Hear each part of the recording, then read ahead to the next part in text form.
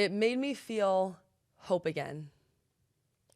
I think it was equivalent to the second coming of Jesus. It broke Twitter. It inspired. It made me want to know more about McDonald's. It made me want to be a Mets fan again. It made me have a newfound appreciation for the color purple. It made the New York Mets hit again. It made the New York Mets undefeated. This is Why Am I a Mets Fan? A podcast hosted by Samantha Croston and Ashley Wenskoski.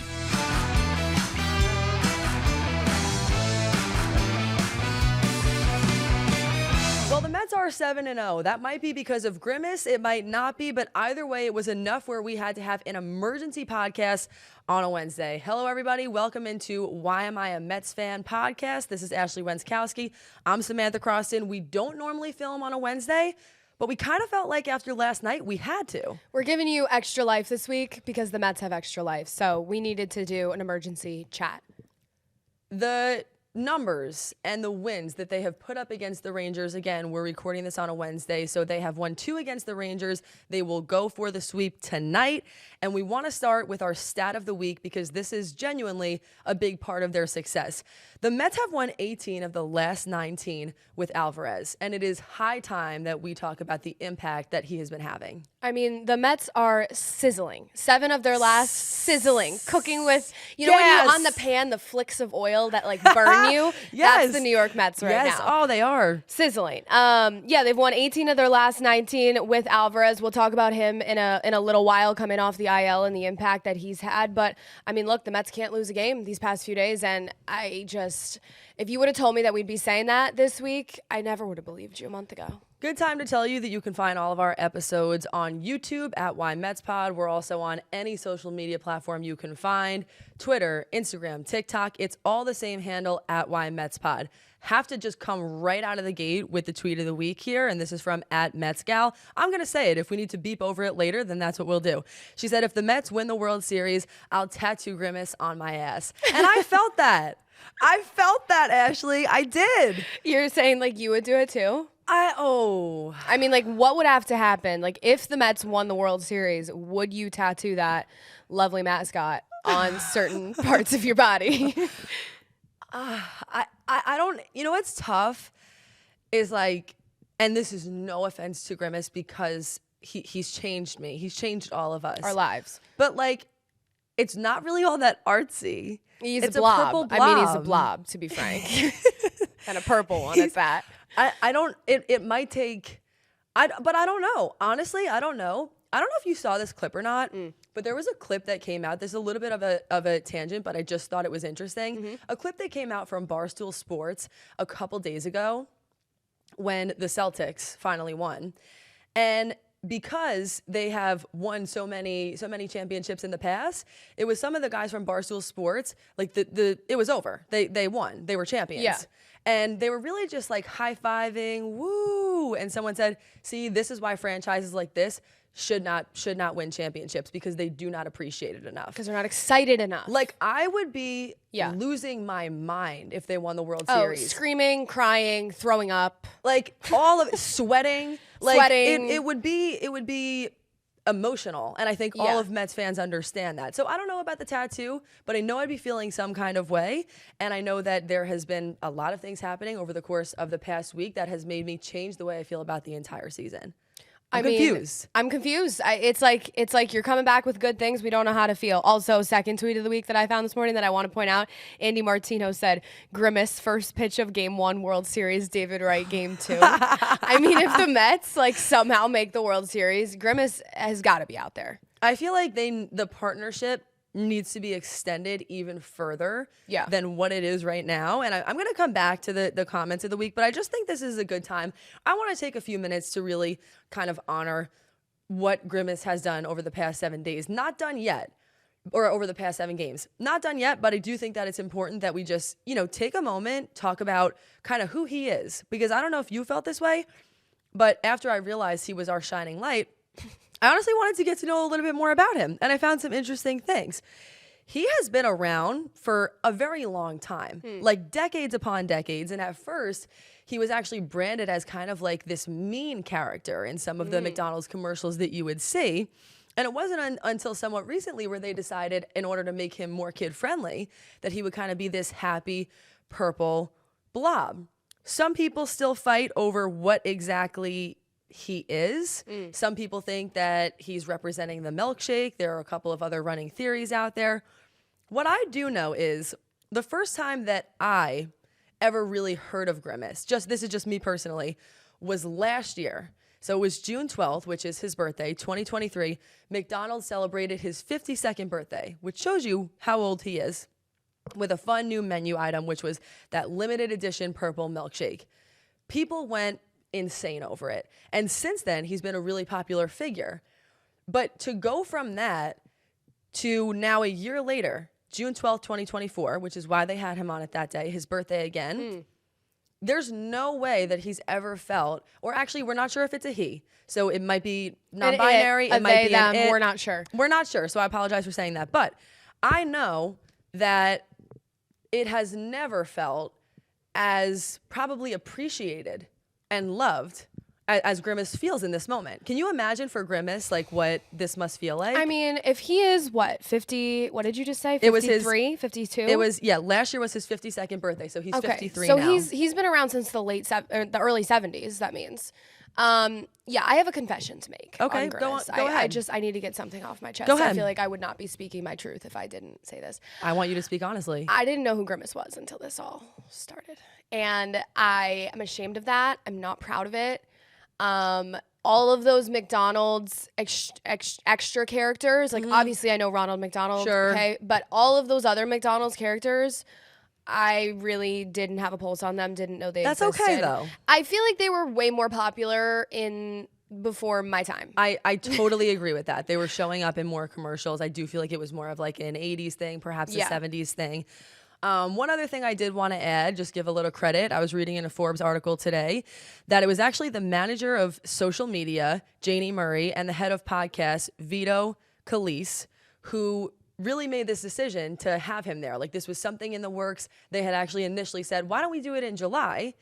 And it was actually Janie who was like, no, we have to do it in June, because that's Grimace's birthday. It's his birthday, and Janie just knew that we had to turn the train around in June. Like Janie knew, and she had the vision even then of what needed to happen. But so have to just shout out those two employees, because they have been having stories on them. This was a Forbes article. Yeah. Forbes reached out because of all this. So, I mean, what a week. Like, what a week for anyone who was involved in the planning of this. All that to say, obviously, let us know if you knew Grimace before or didn't. We would like to hear your experiences of how well you knew Grimace or not before that. Also, keep me posted. I thought maybe they were going to brand him as non-binary, so we're not sure. We're going with he for now, but correct us if that is wrong. Give us your Grimace experiences and knowledge. We would love to hear it. Yes. I see that you wrote down here the Grimace Effect, and you have some interesting stats I'd like you to share with us. So Grimace, so happy that he's here. I'm so happy that I was introduced to him, that we know each other now. Glad that we're all acquainted. On the baseball side of things, like, all jokes aside, forget about Grimace for a second, or the Grimace Effect, whatever you want to say. The Mets are playing their best baseball of the season. On May 30th, and I just think this is the stat that really stuck out to me this morning. The Mets' playoff probability to make the playoffs was 7.2%, according to Fangraphs. That was on May 30th. Now, today's June 19th, it is 31.9%. Are you kidding me? Is that still a great percentage? No. But to rise that much in 3 weeks' time is kind of incredible. I also would like to point out that the probability to win the World Series right now for the New York Mets is 1.4%.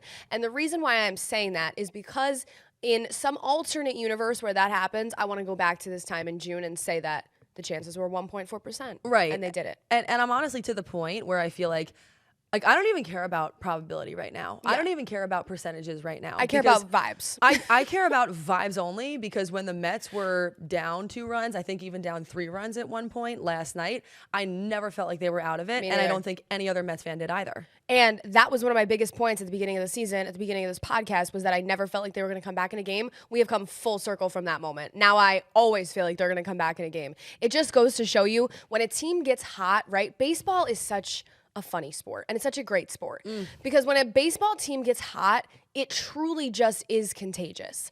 All the way down through the lineup. I mean, you're seeing it with these Mets players, with Alvarez and with what they're saying post-game. When a team like this gets hot, it feels like a flash in a pan for a week or two that they are unstoppable. And that's how the New York Mets feel right now. I mean, even you probably saw this clip on SMY, but when Nimmo is running in from the outfield to congratulate Iglesias on the double play, you can feel the vibes and the energy that's there. And I also think this is a good time for us to just shout out our comment of the week. This is from @Frank in S Jersey.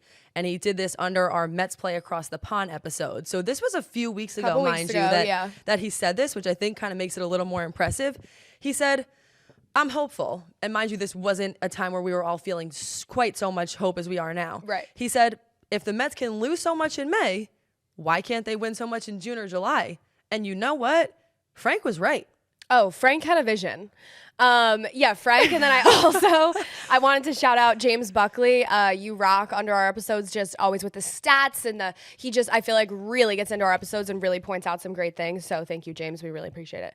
But yeah, on the topic of the June thing that you just said with Frank's comment, this is exceptional for the Mets. The Mets are usually terrible in June, especially the last couple of years. The Mets in June do not get along. Now, is it the Grimace Effect that's making it happen this June? I don't know. You tell me. It's a part of it. But the Mets are 11-4 in June so far. Typically, their worst month of the season is not this year. And they are on pace for only their second winning record in the month of June in the last 12 years. I mean, wow. Wow. Gary Cohen style, wow. Yeah. I mean, listen, when I'm looking through about this whole Mets can't lose situation, Tuesday, they win 14-2. It was a 22-hit outburst. DJ Stewart hits a 3-run homer. Brandon Nimmo also went deep. But it's just single after single after single. Like, the Rangers are a team that's slumping a little right now, but in no way was I going into that game feeling like it was going to be a 14-2 win.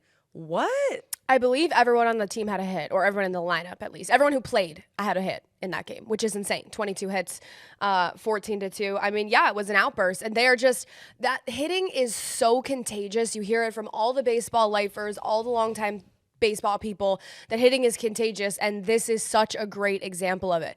I even saw in the game, and then people clipped it for social media too, just the Mets sharing like info with each other. Like, I forget who it was. It might have been Alonso or Nimmo going up to the plate, and the last batter came in and like whispered to them in the on-deck circle, like, here's what it is about this guy, and it's just those little things that they weren't doing earlier this season. They were not trying to pick each other up and build each other up every at bat, and now they are. I think they genuinely believe right now that every time anyone in the lineup is at the plate, he's going to get on base. And I also think that, of course, the belief is there, but even the lineup is a little different. Like, there was a time not too long ago where Joey Wendell and Omar Narvaez were frequently in the lineup. Yeah. Making some of the changes that they've made has made a substantial difference.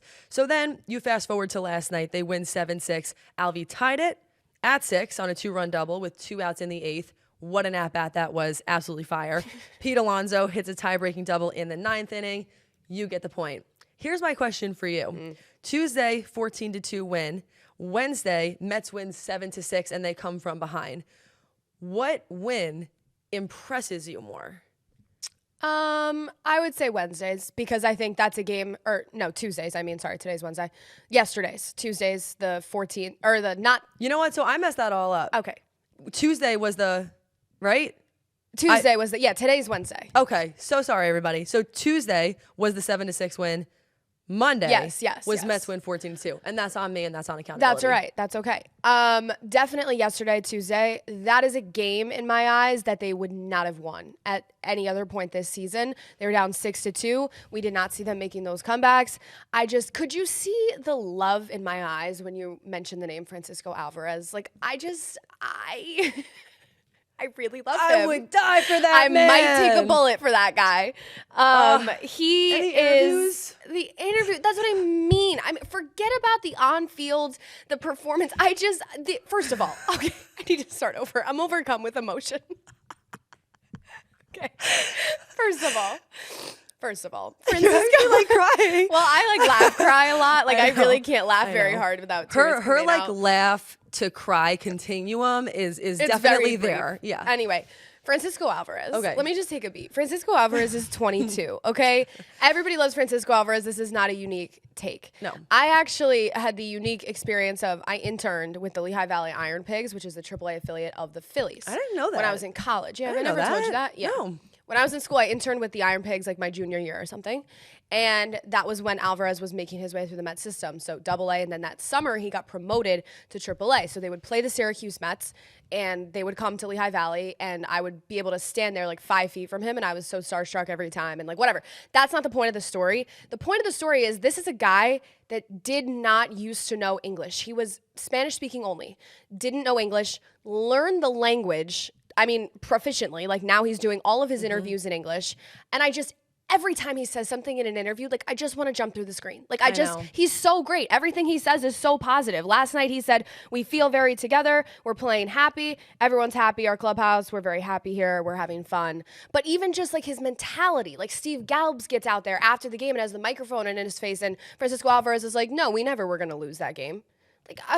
Like I understand, and I honestly think that people don't understand how probably nerve-wracking that must be to have to go up there and interview, knowing that you're on camera, understanding that all of Mets world is watching, and you're not speaking in your first language. I really give him a lot of props for even putting in the work to do that. Like that. And he's 22. Bravery. He's 22. He's younger than me, us. He looks like 30. Oh, God. I have no idea how he's 22. I love him. Anyway, we're happy. We're excited. We felt like this was the right time for an episode because with Grimace just on the tear that Grimace has been on, we wanted to just get in here and say a couple things.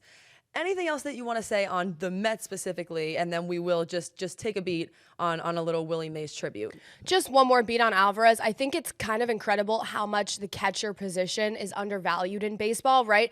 It can be so overlooked so often. Teams don't have a good catcher. They just, roll on with a mediocre guy. But a good catcher in your lineup is something that really changes a team. I mean, forget about his hitting. He's hitting 400 since he came off the IL. 20 at-bats, he's 8 for 26 RBIs. So he's been smoking hot at the plate. But then just the pitchers pitching to him. Like we mentioned this in our last episode, pitchers have a 2.14 ERA on the Mets this year pitching to him. I mean, truly, I don't know if there is, and definitely tell us in the comments, is there a position on the field that has a greater impact than the catcher?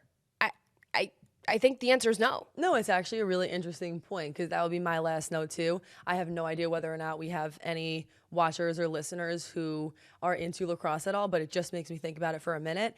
In lacrosse, I always say, because I was a former lacrosse player, I say that the goalie and the face-off guy or girl are the most important positions on the field. In baseball, I feel like in a way, to me, that could be the catcher and the closer. Yeah. Like, to me, those are just two things that are so make or break. If you have a great closer and a great catcher, you could have a great team. If you have a terrible catcher and a terrible closer, you could have a terrible team.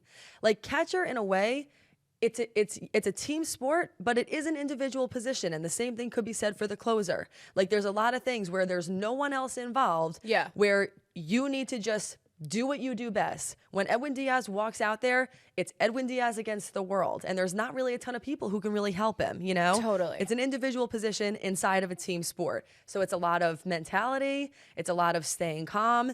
And I think that Alvy, I'm always looking over here because we have that bobblehead of him. I don't know if it's in the shower. I don't know either, but he really helps everybody out. So I think the positivity, to your point, is fantastic. And with that, we will transition for a few minutes. We, of course, like all of you, we already actually saw some comments from our previous episodes even about this. Saw the news last night that Willie Mays, who of course is a dynamic baseball Hall of Famer, many believe him to be one of, if not the best baseball players of all time.